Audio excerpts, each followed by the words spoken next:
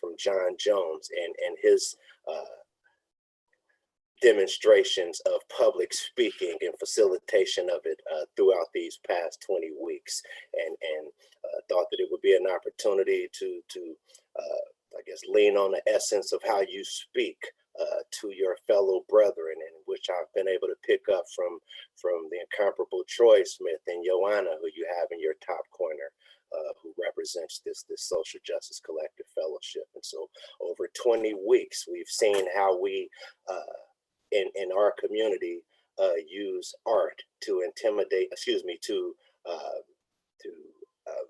use life to recreate art, and art to recreate life, more or less, and have had that platform and that base to see how life imitates art and how art imitates life through the platforms we've been provided by Greg and Elena these past 20 weeks, and just seeing the historical connection, not just now, but before us, which have allowed us the privileges of being able to have some of our past historical leaders come in and speak to us. And so this has just been a tremendous 20 weeks. And so want to just reach back and recognize what you guys have endured. I think it may be covered as well, but from the leadership development to the public speaking to the history of mass incarceration, World War II, the present, covering both migration periods,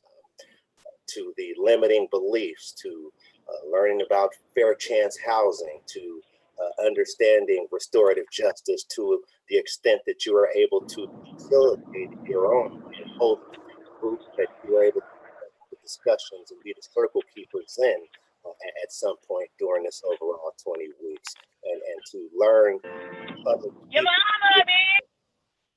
and learn public speaking to the extent that you're able to then within that same 20 weeks turn around and use your voices to speak truth to power in these community correction partnerships. Has just been a tremendous transition, this trajectory into now. Just in looking back at it, wanted to chronicle it with you, good brothers and sisters, and recognize what we've endured to endeavor, and speak to why it is such an occasion for me to be a part of you receiving this Social Justice Collective Fellowship certificate and recognition here tonight. And so I'm not sure how much time I have to speak, but I will yield the floor and to my good brother and recognizing you guys. But in close, Amir, this is a labor of love for me, and so was preparing for it, and so had my guy wanted to also make a statement, and because we've been preparing and thinking about this, and he's set, as many of these has occurred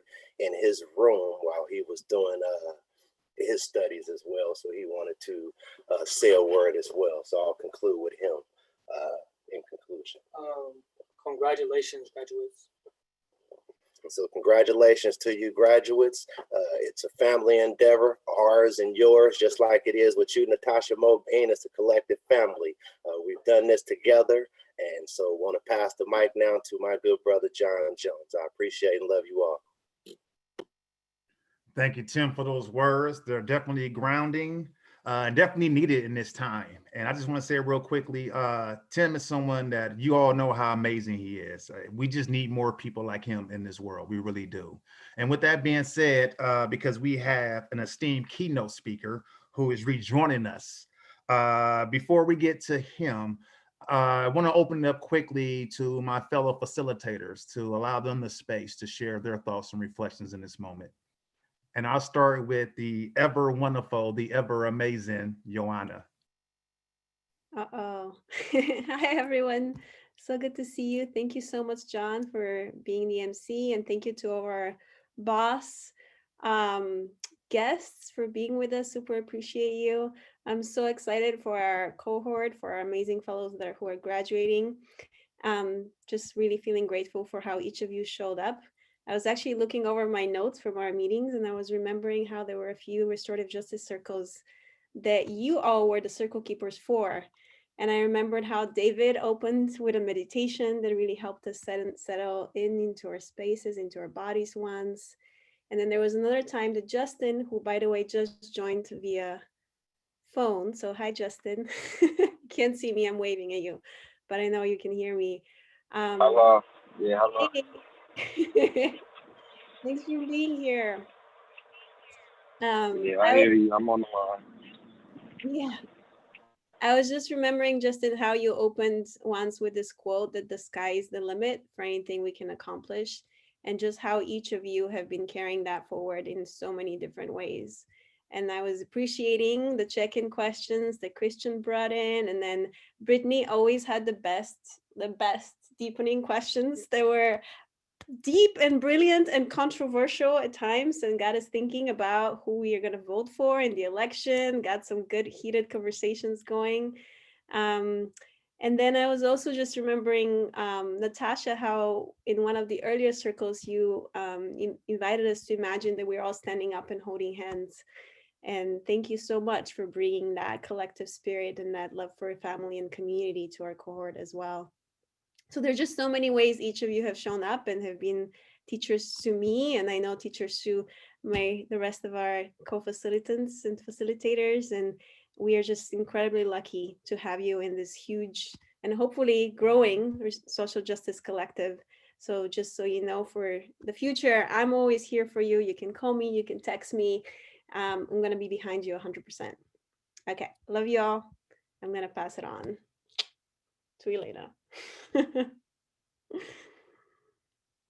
Sorry, I'm muted. Thank you, Joanna. I don't know, did you just mention David? Because I just wanted to shout out David for always being so reliable and so right on and with us and moving us forward. So thank you. Thank everyone for being here. So myself, Elena, and Greg Morzumi, who's on the call, come from the Eastside Cultural Center, which is a cultural center in East Oakland that works to bring together cultural workers, artists, poets, dancers, musicians, theater artists, visual artists, with movement organizers to address the issues that are confronting our communities. So Eastside for 20 years has been looking at like police and prison, immigration issues and sex trafficking that's going on right there on International Boulevard where we're located, displacement, gentrification, jobs, housing, really working with the community and using the power of art to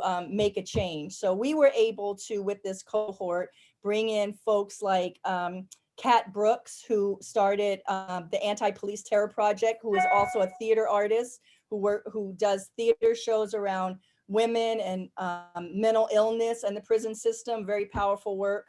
And we brought in Fabiana Rodriguez, who is a visual artist who makes posters for addressing every single thing. And we still want to have a poster making workshop with folks. So I still want to hold that out.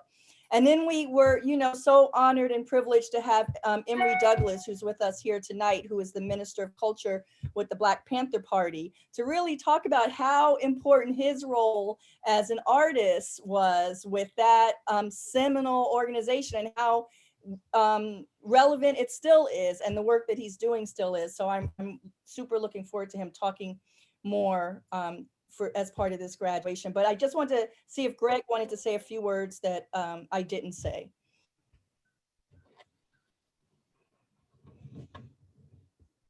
Unmute yourself.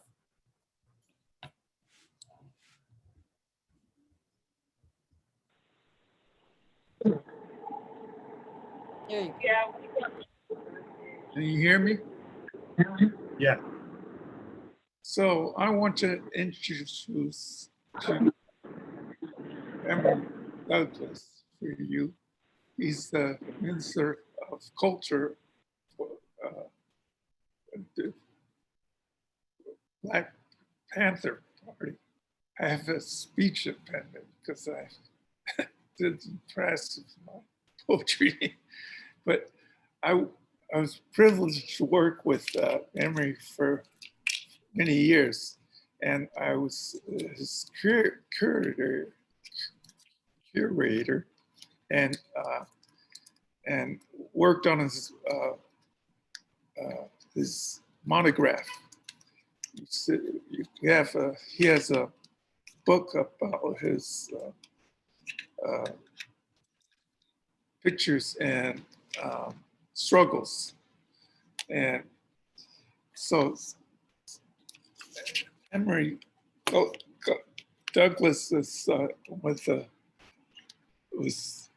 with the Central Committee with Bobby and Huey and Eldridge and Kathleen another time, you know, in the 60s. And he was a vital part of the making of the Panthers. So we're privileged to have him here and listen to his words. He's a very wise brother. See you. Emory, take it away. Yeah, I'm about to say, with that being said, Emory, please. May I say this real quick before you go? This is not just an esteemed and beloved member of the movement. I'm talking about the movement. It's the difference between the movement and the movement. When we talk about the movement, we're talking about the Black Panther Party for Self-Defense that started right here in Oakland, California. That's right. So with that being said, please, Emory, take over. Unmute yourself, Emory. Unmute. Okay, thank you for the kind words. I accept them on behalf of all the former members of the Black Panther Party and veterans who are still active and making contributions today. I'm honored to be here. I want to acknowledge the social justice fellow graduates and commend them on their success and achievement. And what I want to do is, within the context of the time that I have, the 10 minutes, I would like to express to you in the context of myself as an artist, being involved in the Black Panther Party and what that was like in its initial phase of the Black Panther Party. I became involved in about 3 months after it started. It started October 1966. I became involved late January, going into February 1967. Then it was about organizing for the self-defense and observing in the community on the streets in relationship to those who were being stopped and harassed by the authorities, the police, letting them know what their rights were and what they had. They could say, give the Fifth Amendment or give their name, address, or what have you. And sometimes we'll talk about going and bailing them out if they got arrested, which we did do. That was the initial phase of the organization. When went to Sacramento, things went on the TV. You had a lot of interest because we're in a climate then, as we are today, where you had young Blacks being murdered and always being justified. All over the country, you had over 300 rebellions that took place in this country because of the police repression, the state repression that took place and was always being justified. So young people like myself and many others were trying to figure out what to do. It just so happens that I was able to connect with the Black Panther Party, and I knew that's what I wanted to be a part of. Going fast forward into the Black Panther Party, I became they started the Black Panther newspaper, and it was to tell our story from our perspective. It'd be like a double-edged sword. It could praise you on the one hand, and it could criticize you on the other. And it was to be a paper that they had a whole vision, Huey and Bobby did, to tell, it would say we will have a lot of photographs and a lot of artwork. And we want you to do a lot of artwork because they understood that there was a broad section of the African-American community that wasn't a reading community, but learned through observation and participation. So they would get the gist of the story by looking at the photographs or seeing the captions in the paper. The same with seniors who couldn't read, trying to have texts big enough so they could be able to see. So this is a part of the preparations in relationship to the paper being a tool for organizing. It was our lifeline to the community and to the broader world.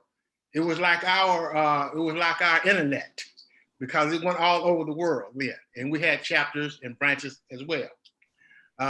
Initially, we used to read a book that you and them used to sell at UC Berkeley, because the students used to like to read that book called the Red Book, Mao's Little Red Book from China. And it had universal principles in it, like in the initial phases that could apply to what we were about in our organizing. I recall early on, we did read everything. We didn't try, at our school, we didn't teach our kids what to think, but how to think. So that was the same application to us. We read everything because we could critique it, evaluate it for what it was, and point out the shortcomings, the contradictions in that respect. So we had began to have our political education classes internally. And we would begin to read Frantz Fanon, Richard Earth, and all the other books, the Red Book, all these other books. And in the early days, we could sprout it, we could talk it on different levels. You have to understand that we're just like everyone else. We come together from different phases of life, different understandings, just levels of consciousness, all that. And so we began to have the political education classes, and we began to spout all the rhetoric in the books to the point that everybody just could do it. So it came down and said, Hugh and them said, well, look, we're sprouting all this rhetoric. Now it's time to go out and put it into practice. Because the theory and the practice is what brings about change.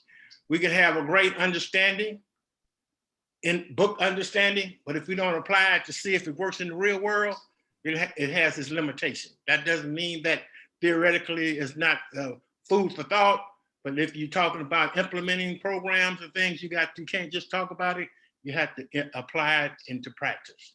And we had to have a principle guiding program. That was our 10-point platform and program of what we wanted and what we believed.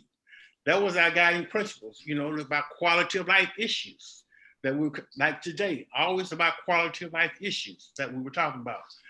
Power to determine the destiny of our poor and oppressed communities. We want full employment for our people. We want end to robbery by the capitalists of our Black community. Those were part of the 10-point platform and program that you maybe consider when you talk today. You can see that this is the same today. We want decent housing fit for the shelter of human beings. We want an education for our people that exposes the true nature of this decadent American society. We want an education that teaches us our true history and our role in this present day society. We want all Black men to be exempt from military service. We want immediate end to police brutality and murder of Black people. That was point number 7, not number 1, but that's what it started at because of the crisis in this country as it is today. And so we continued on. We had several more, 8, 9, and 10. 8 was we want freedom for all Black men held in federal, state, county, and city prison and jails. We're talking about being tried by a jury of your peers, the people of your community. We get a fair trial. Number 9 was we want all Black men, when brought to trial, to be tried in court by a jury of their peer group or people from the Black community as defined by the Constitution. That was an error because it doesn't define that in the Constitution, and we did make an adjustment to that later on. And number 10 was we want land, bread, housing, education, clothing, justice, and peace. And as our major political objective, a United Nations supervised plebiscite to be held throughout the Black community, in which only Black colonial subjects will be allowed to participate for the purpose of determining the will of Black people as their national destiny. Of course, that came out of the Black conscious movement at that time.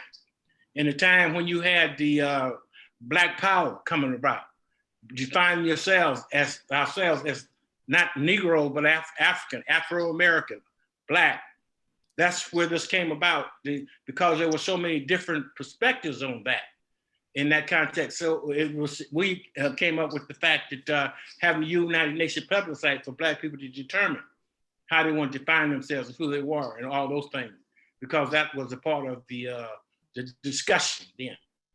But now when we went into the community, we had principles that we were guided by in the community. We had to know the 10-point platform by heart. We had to call a 10-10-10 program where each pastor had to go out in the neighborhood to organize 10 people. Then I had those people organize 10 more. That's the 10-10-10 program that we had. Where each person we had to submit a daily report in the context of their involvement in organizing in the community. And we would discuss this all in political education classes within the context of our environments where we may have lived at, all those things. We had political education classes were mandatory for general membership. We had that. We also had the rules and stuff that we had to follow when we were out there in the community. And one was speak politely, return everything you borrow, do not hit or swear at people, do not take liberties with women. And we had other ones that obey orders in all your actions. It also said, do not take single needle or piece of thread from the poor and oppressed community. In other words, you have to always be mindful of the community itself that you're serving. If you're not mindful of that community, then how are they going to respect you? If they don't see you out there, so you have to lead, you have to be in the vanguard, meaning you lead by example. And that's what we in the Black Panther Party made the effort to do, is to lead by example. Of course, it was on-the-job training. We didn't come with 50 years of experience. The process was not an even process, but it was one that we had a foundation for, had guidelines for it, and we began to evolve and grow from that in the context of our organization. I remember when we talked about each one, teach one. And I remember the early days, in 1967, the Cuban had invited us to go to Cuba and wanted to send a representative. And Huey Newton had suggested that I go. But Bobby Seale lobbied against my going because he said, Huey, we ain't got nobody to work on the newspaper. This is the early days. So unfortunately, I didn't get a chance to go, but the Minister of Education, George Murray, went. And out of that, when we developed the Each One Teach One, that meant that comrades who came into the party, who worked in your responsibility, you had to train them and educate them how to put the paper together to production. Some of them may have had great art skills. Some of them may have not had no skills at all. So you had to be able to understand, speak in a language, a common language, not a technical language, but a common language, so they could understand what it is to put the paper together. Therefore, each one teach one. When we began to do that, that's when I was able to travel thereafter. It was that during that time. I'm not sure if I'm beyond the 10 minutes. So I want to thank you and appreciate contributing to the presentation today. I want to thank you, Brother Emery, for that powerful and moving, and really it serves as a reminder. I thank you for naming the 10-point platform, because I'm fond of something. They say those who don't know history are doomed to repeat it. And as we heard the 10-point platform listed, we recognize that these issues still remain relevant today. So let us not forget that everything we're seeing today, people are not just now waking up to it. People have been fighting this. So it's our job to continue that legacy. So once again, we are so honored, Emery, to have you join us, or rejoin us, should I say, and to just once again deliver that powerful and moving message. Thank you.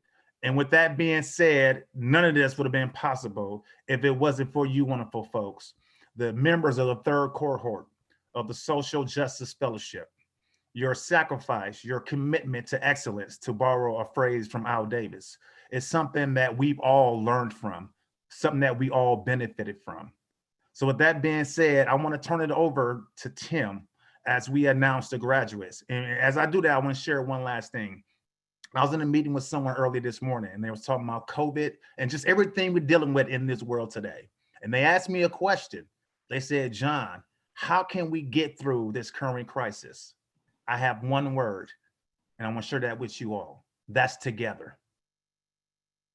Together we can get through anything, because our ancestors and our elders endured far worse just for us to even get to a place to where we can congregate virtually on a Zoom call. So with that being said, I want to turn it back over to my good brother, Tim Smith.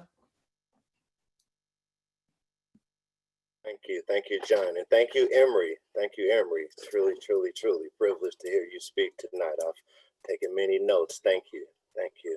And so, without much more, we're going to, I guess, recognize the individual fellows here tonight and allow them a moment or two to speak in response after having their name spoken. And so we'll begin with the individual that we'll recognize with the Tall Through It All Award, an individual who has endured quite a bit and has been with our boss family for some time. And it's been a privilege to watch her as she's grown and developed and remained to be a tremendous example and mother, not only to her daughter, but to others around the program. And so Natasha Mobing is a outstanding individual, and I'd like to recognize her in this moment and uplifting her in her graduation. Natasha Mobing gets the Tall Through It All Award in addition to her certificate, and we'd like to allow you a moment to speak if you'd like, Natasha.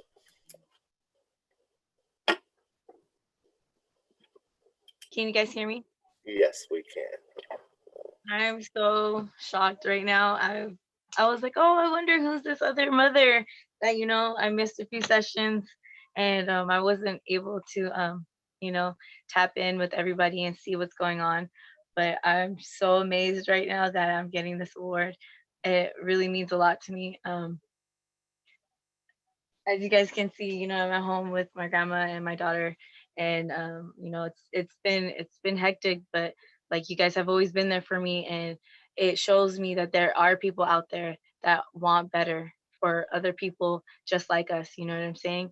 And together we can get through it all, like I've had some really tough times, and to do art at home or to do the book, to hear that coming from you guys, it's like I don't feel alone, I feel like, okay, what I want to do is something that is actually wanted by other people.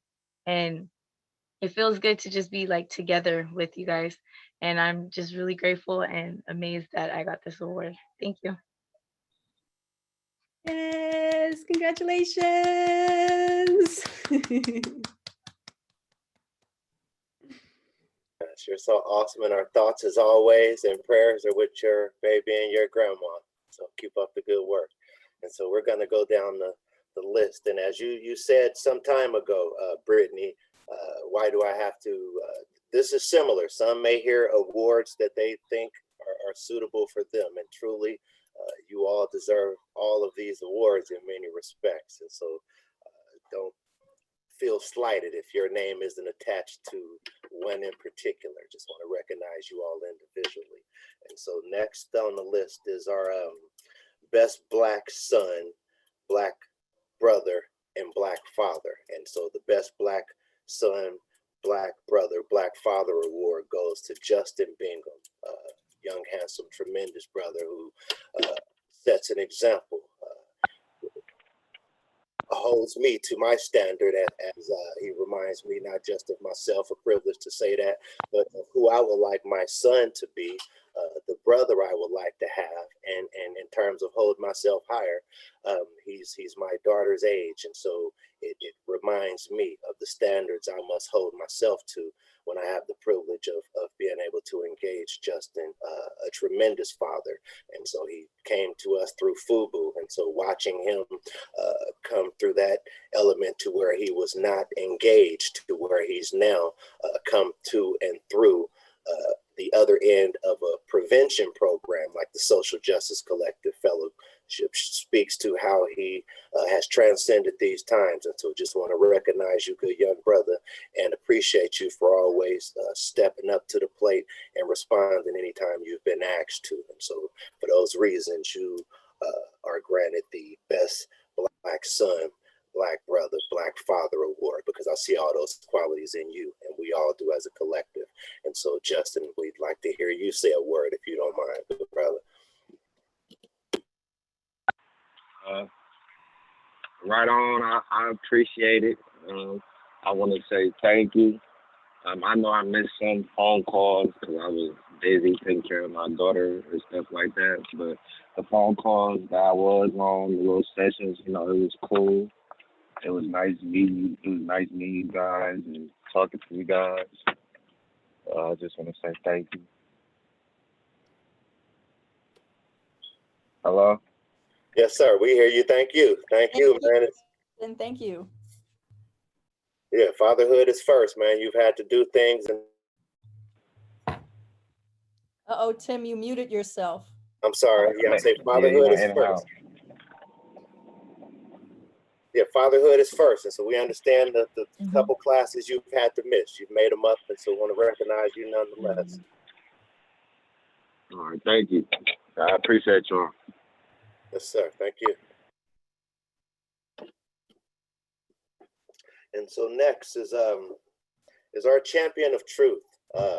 We build this upon the principles of being able to speak truth to power, and so no matter where that power may exist, whether it's within our own internal circle, whether it's on some call or in some meeting with the powers that be, whether it's us within these programs that are providing the fellowship facilitation, it has always shined through as a spear of truth, just in terms of questioning. There's a saying that you can tell how smart a person is by the questions they ask. And so we have an exemplary individual within our cohort that stands out by the questions that she asks and the statements that she make in those moments and after having asked those questions. And so without hesitation or reservation, want to recognize the individual that gets our Champion of Truth Award, a person that I know will take these qualities and continue to present them on behalf of our community as we all continue to quest and seek for truth.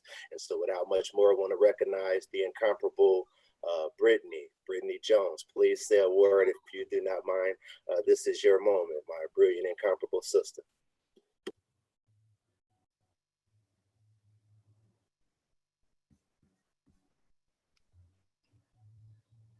Unmute, Brittany. There you go. Hello. Hey, Brittany. Can you hear me? Yeah.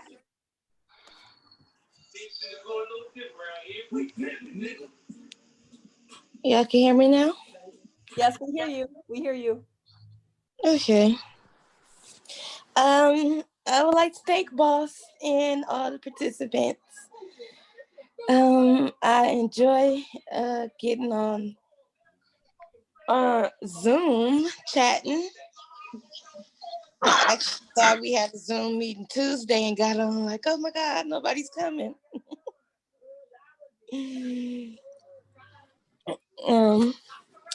I appreciate Tim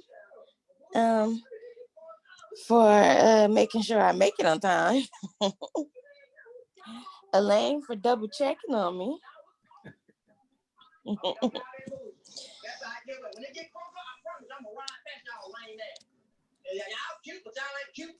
And Anna, am I saying it right? Yeah, you got it. Okay, for encouraging me more, giving me good suggestions too.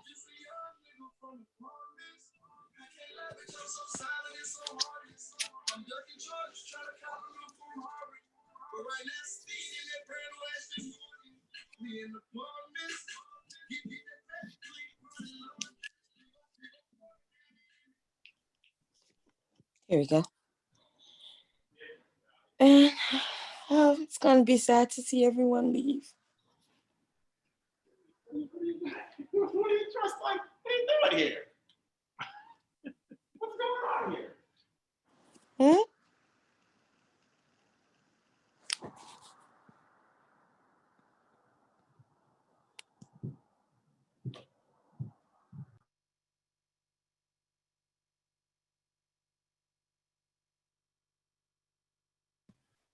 Were you finished, Brittany?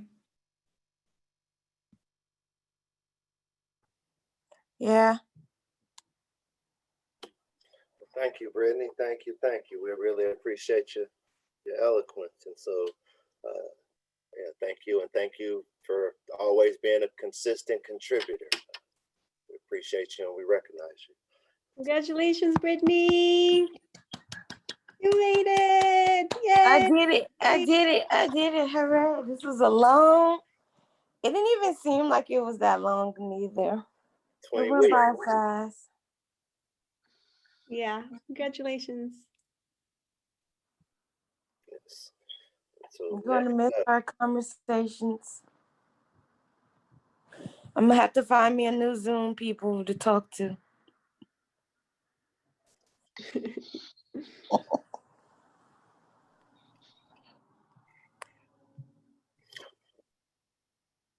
so next we move to, I guess, one of our program's elder statesmen who's brought us a rock to lean on throughout the duration of the fellowship.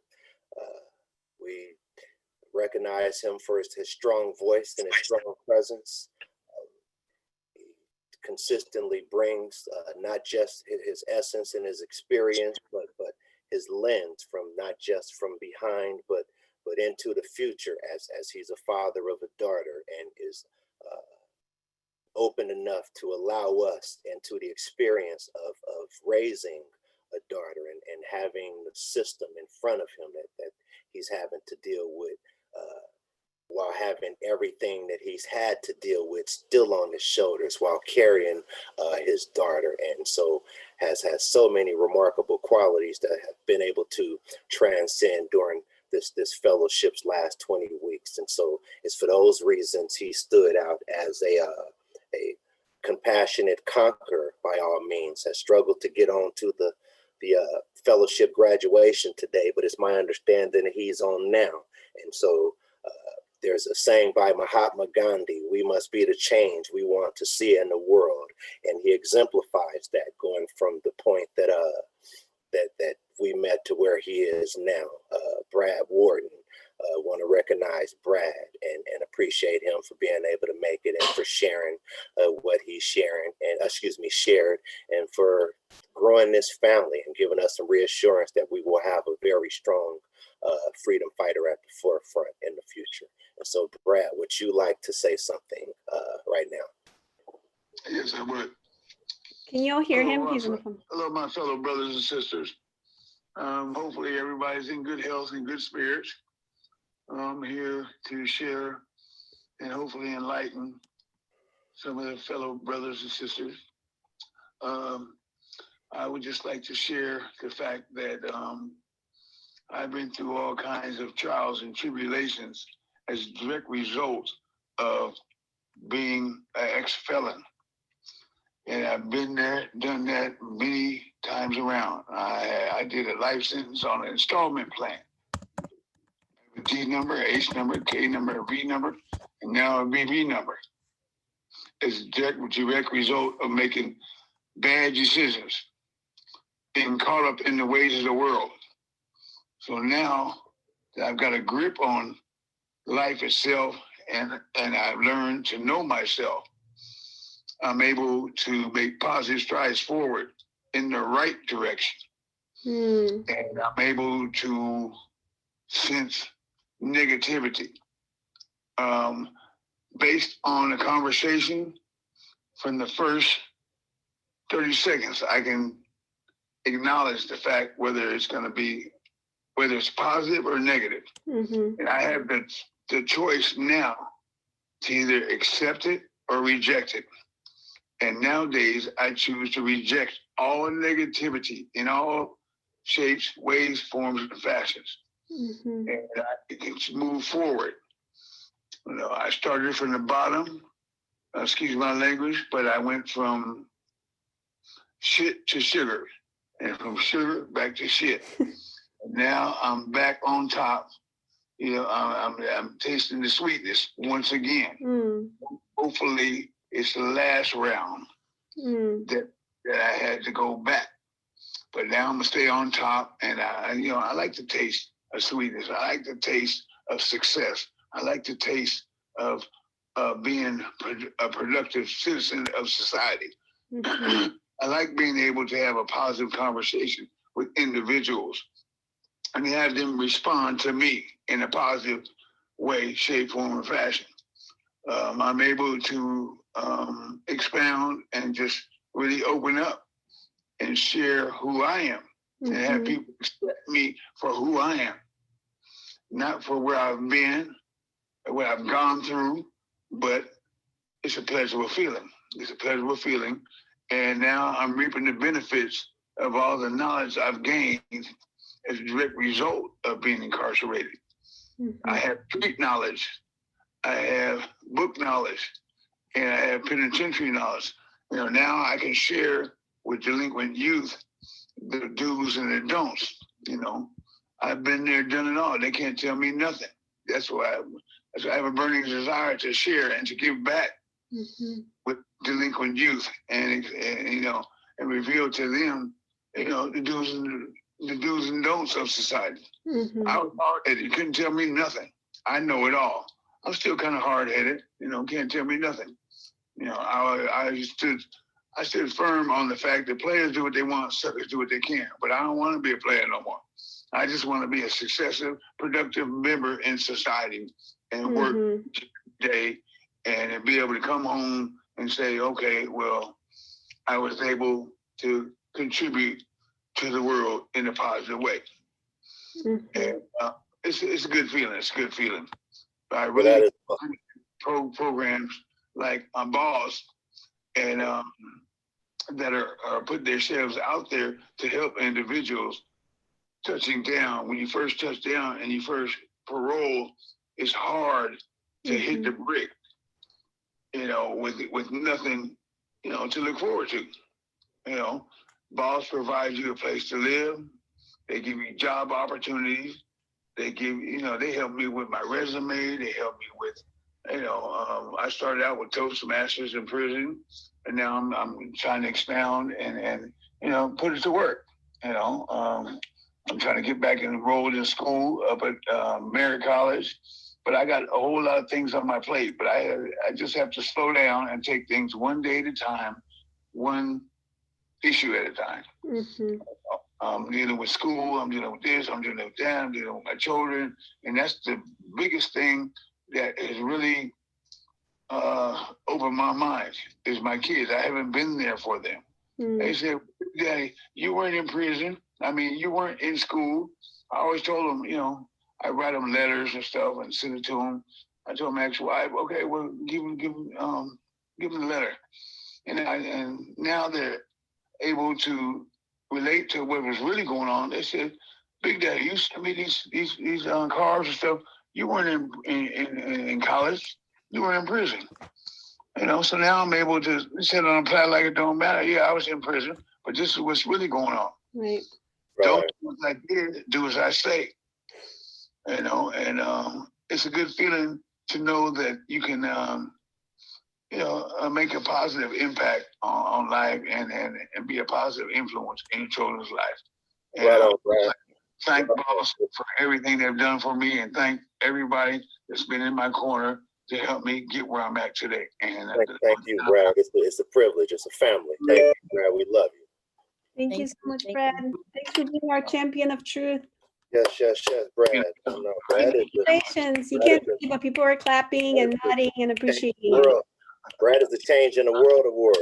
And so next we'll recognize the I guess an individual who's coming, who's always stood out. And this is a tremendous triumph for me, because it takes me back to 2015 when the individual was first struggling with our reentry employment program, when it was PrEP, struggled to find a job because he didn't have a driver's license at that point, and was still very much well entrenched in the other life, had quite a bit of value and qualities that shone through in terms of leadership. And so was always identified as a person that would be tremendous in being able to do this work, but was shackled by not just the circumstances, but the vices he was amidst at the time.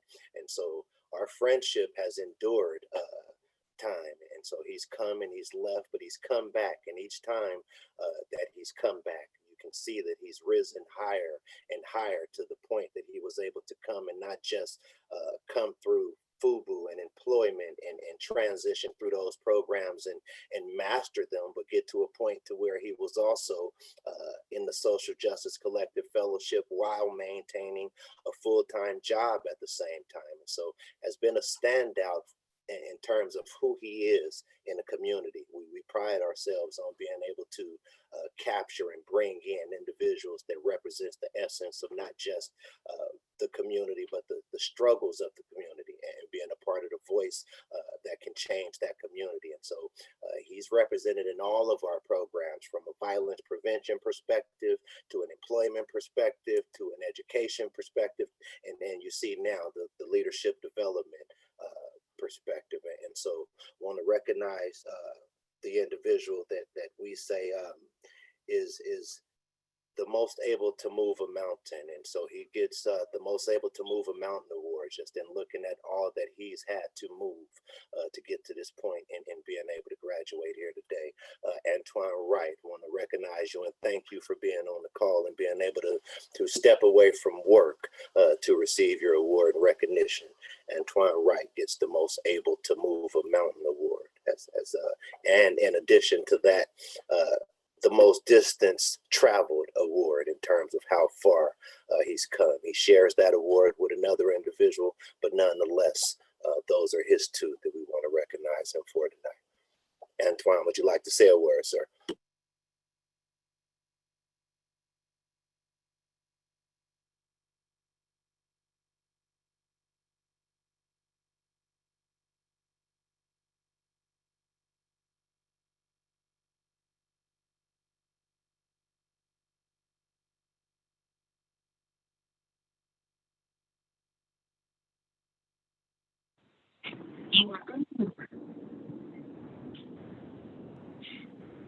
Hey, how everybody doing?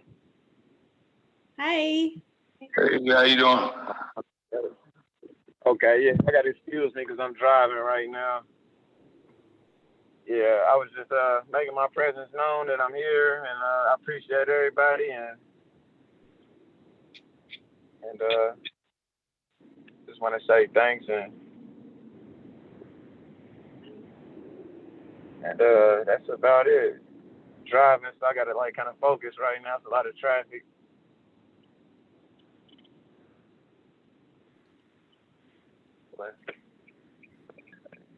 Well, thank you, brother, and thank you for making the time, man, to join. I know it was a challenge, and so we appreciate your presence here tonight and all that you've done these past 20 weeks to participate and to uplift the fellowship. I want to recognize you and thank you again. Yes, congratulations, Antoine. Thank you. You can't see us, but we're clapping. Right. Thank you. That's right. I'm smiling. I'm smiling. Yes, sir. All right. And so the last of the individuals present tonight, and so we do recognize Ryan and Luis and Christian and Avis as well, despite them not being able to be present, but we recognize that their inability to be present is because they've triumphed. And again, that is the object of the exercise, being able to transcend to a point that people can't tell. You've been to jail before, you tell them, and you're attached to the workforce and supporting your family. And so last, we want to recognize an individual that we've saved this time for, as they say, obviously last but not least, might even say save the best for last. And all of you weren't the best, but it's a esteemed pleasure to be able to now recognize the individual that we would recognize with the Bearer of the Flag Award, the individual that we know we can comfortably trust at the forefront of this fight with us, because he, like Antoine Wright, he's the individual that shares the most distance traveled award, coming from a life sentence and two bosses employment program to come and master them and learn the necessary workplace decorum and job etiquette and skills and everything necessary after a life sentence to become what to anyone that meets him will understand as a master of humanity. And so looking at how far he's come to all that he's been through in terms of that side of the system to come into this side of the gate, and looking and seeing how he's transcended to this point to where now holds a paid full-time position at Building Opportunities for Self-Sufficiency as a case manager at our Hope Reentry Campus. Rest comfortably and assured when he's on watch, knowing that the bearer of the flag is in the seat at the front desk. And so without much more ado, I'd like to recognize my colleague, Social Justice Collective Fellowship cohort graduating class number 3 standout, and my friend David Sanders. Please say a word if you do not mind, sir. The floor is yours. Good evening. Everyone hear me? Thank you, Tim, for that wonderful introduction. I appreciate that. And my hat certainly is tipped, and I give you a firm salute, sir. Also to Joanna, that also welcomed me in, and Eastside Alliance, Elena, has always kept me on point, both of you guys, thank you. Just Cause, Brother John Jones, thank you for always providing a very inspirational word, and also a guidance in speaking as well. And Troy as well, Troy Smith, and also my fellow graduates with the Social Justice Network. I have humbled, and to say the least, very humble, and just my presence to be a part of this wonderful togetherness and connection, and learning social justice versus retributive justice. Yes, I was formerly incarcerated with a life sentence, and been out going on 4 years, and I'm now working at Boss, and I lead one of the case managers there. And it's a wonderful opportunity to just to be a part of all of what my journey has entailed. I would like to also salute Brother Emory Douglas, because I been in Pelican Bay for a number of years, had the opportunity to study a lot of the Panthers literature and course in which they trailblazed the struggle from the 60s. I was even a part of the breakfast program when I was a youngster as well. So I thank you for that. You know, it just seems so connected spiritually, and from just all perspectives of life, just being connected.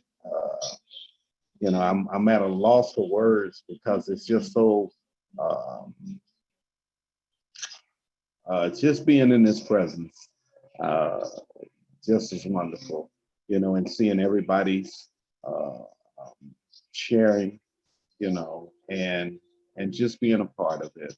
So I'm not going to say a whole lot, a little tired, but I'm not going to let that be the reason, because I showed up. And just say thank you. I thank you for this certificate, and being a part of this social justice flight. And call on me anytime, and I'll be there. Thank you. Appreciate it. Thank you, David. Yay. You're welcome. Yes, congratulations, David. Thanks. That's Natasha, the Tall Through It All Award. Justin, the Best Black Son, Black Brother, Black Father Award. Brittany, the Champion of Truth, our true champion. Antoine, our Most Distance Traveled Award. Brad, our The Change in the World Award. And David, again, the Bearer of the Flag Award. I want to recognize you, incomparable graduates. Love, respect, and appreciate you all. Thank you for sharing yourselves, your families, and your time. Yes. Yes, absolutely. And I know we're a few minutes over. There's just 2 things left that we want to share. First, I want to turn it over to Yana. Oh, just real quick, Troy Smith, who you all know is our amazing circle goalkeeper, he had a back injury, which is why he's not here with us tonight, but he wanted me to say congratulations to all the graduates from him, and he sends his love, and he's also here for you as well. Can I just throw in a quick announcement too, John, real quick?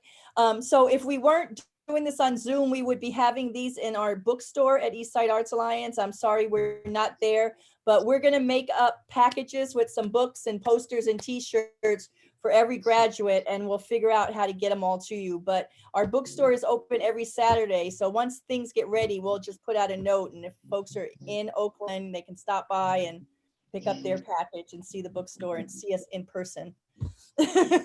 Hey, and maybe we can even have a reunion in person with all the other fellows who graduated from the past cohort.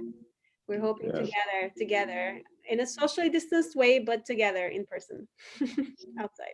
Yes, absolutely. And on that note, in closing, I want to share a few things. First of all, we want to once again acknowledge our esteemed keynote speaker, Emory Douglas, for gracing and blessing us once again with his presence and his words of wisdom. We definitely want to shout out all the folks, individuals, and organizations who played a part in a role in ensuring that this third cohort of the Social Justice Fellowship continue. We made that happen, all of us, despite COVID. And I just want to share a few words to all the graduates as you continue to embark in the process of reclaiming the totality of your life, your freedom and opportunities. Just know a few things. On behalf of my co-facilitators, we're not just facilitators. We are your neighbors, right? We are your equals. You know, Tim said it best. The phrase that comes to mind for us is labor of love. And as Joanna shared, many of us endure a lot of personal things behind the scenes. Our commitment to you all is really predicated on not just the concept of love, but for someone like myself as well, as someone who's formerly incarcerated, who experienced firsthand trying to re-enter a society that rejected me, not the first time, but the second time as I came home. And what it meant to have people give us opportunities, to see us as more than the quote unquote sum of our mistakes. So with that being said, I want to leave you with these words of wisdom that my esteemed colleague shared with me. Don't change who you are, just change what you do. The difference. You are beautifully and wonderfully made. We have a system that's doing exactly what it's designed to do. So our job is not to be in conspiracy with the system against ourselves. So that being said, peace, blessings, and justice to each and every one of you and to your family members as well. So can get everybody to just unmute themselves so we can do a quick something, a chant. I think it's appropriate. First, I want to recognize Greg, man. Greg, my good friend Greg, for putting this whole thing together, and recognize fellow colleagues here at Boss, like Shahid, and I see my chief still on the line. And so I want to thank and appreciate y'all for participating and being here tonight. So yeah, now we can unmute and move on. And also, if you come on camera, we can take a photo, a Zoom photo together. So just come back on camera. And maybe on 3, a big smile and a big heart. Here. Everyone, ready? 1, 2, 3. Keep going. Here, take one more, Joanna. Can you take one more? Yeah, hold on 1 second. There we go. I'll take a few more. Keep going.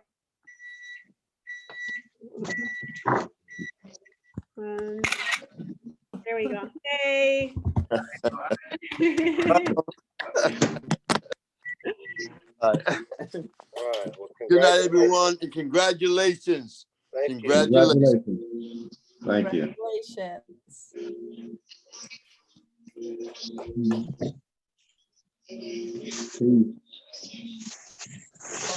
Bye, Natasha. Bye, Brittany. Bye. Bye, Bye, David. Bye, Justin. Bye, I'm here, Brad. I'm here. I'm not gonna say bye to you yet. I don't know if you're able to but I'd like to get a photo of the graduation photo. Hopefully I can get up in there. I will totally, hold on 1 second.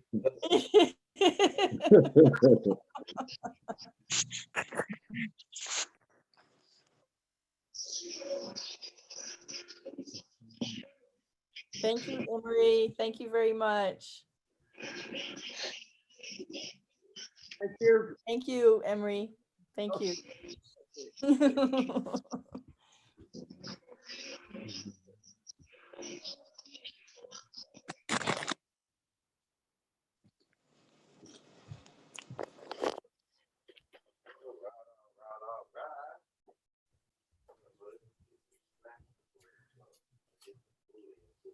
Okay. Are we out? Bye. Are we done? We're done. I think we're done. I mean, yeah. So I'm gonna send Brad the recording and the photo, and hold on, let me end the recording.